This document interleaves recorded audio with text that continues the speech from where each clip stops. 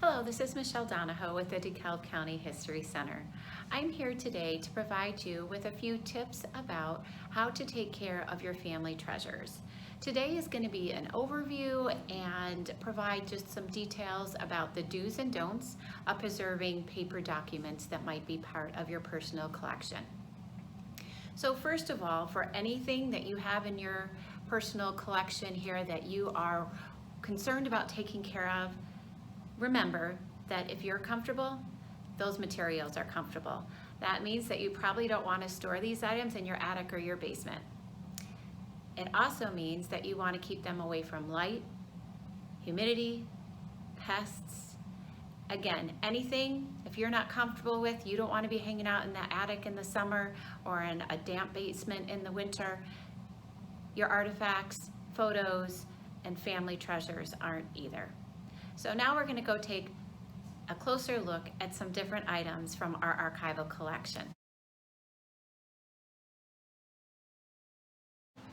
So now we're in the collection storage area, and I'm going to show you here some of the do's when taking care of those family treasures. This is an old abstract, and you can see that there is some old Scotch tape here, and if you look really close, you can see it's very hard to read some of the text that's underneath the Scotch tape. So we don't want you to use Scotch tape. Anything that you do, you want to make sure it's reversible. This also has a staple up here at the top. You want to take those out, and any paper clips or anything with metal, because that is just going to rust and increase the deterioration of anything that it is touching.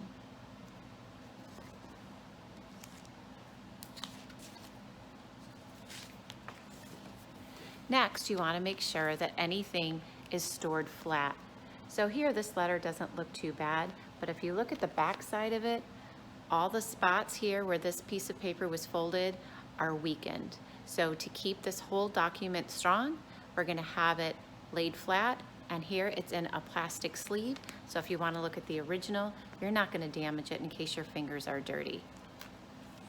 And even better is to make a Xerox copy. This is designed to last much longer because most paper today is acid-free. Real simple, use a pencil. Everything you do, you want to make sure it's reversible. Now sometimes with photos, and we'll get into this a little bit later, it's harder, but there are still ways to use ink that can be reversed once it is written. But label as much as you can, first and last names, and a date when possible. If you have newspapers, again, that material is designed to be thrown out, so make a copy of it onto acid-free paper and store those originals, if you still want to keep them, separate from the other documents in your collection. You need to make sure that your materials are stored in acid-free boxes and folders. And you want to make sure your materials fit inside the right size folder. So if it's going to be legal size, make sure it's in a legal size folder, or if it's smaller size, put it in here. You definitely don't want things to be sticking out because that's going to damage the edges. Most of those supplies are available at any office supply section in a store. These, however, the acid-free boxes, usually have to be ordered through an archival company. But again, if these are important to you, it's worth the expense of making sure that they are stored properly. Another option is certainly to be able to put these acid-free files into a metal cabinet. Wood is not recommended as a place to store materials.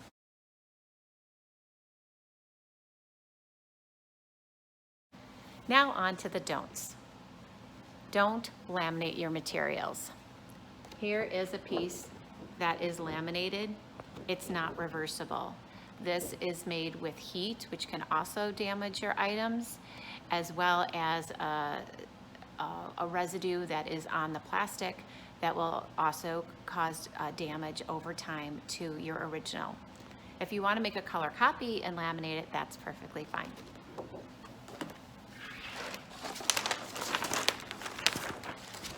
The alternative is to get a large plastic sleeve and encapsulate it here. Again, it's still protected, but it can come out, and no heat or adhesives are used. And unfortunately, most of your general office supplies are not recommended.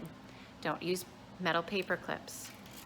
Don't use rubber bands. And don't use staples. These will all increase the speed and deterioration of those family heirlooms.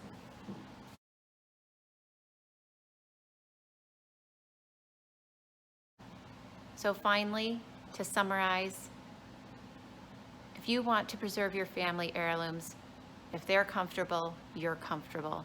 Keep them in part of the home where most of the activity takes place, not in the attic, not in the basement. No light, no humidity, no pests. Make sure that whatever you do is reversible, and then you're off to a great start.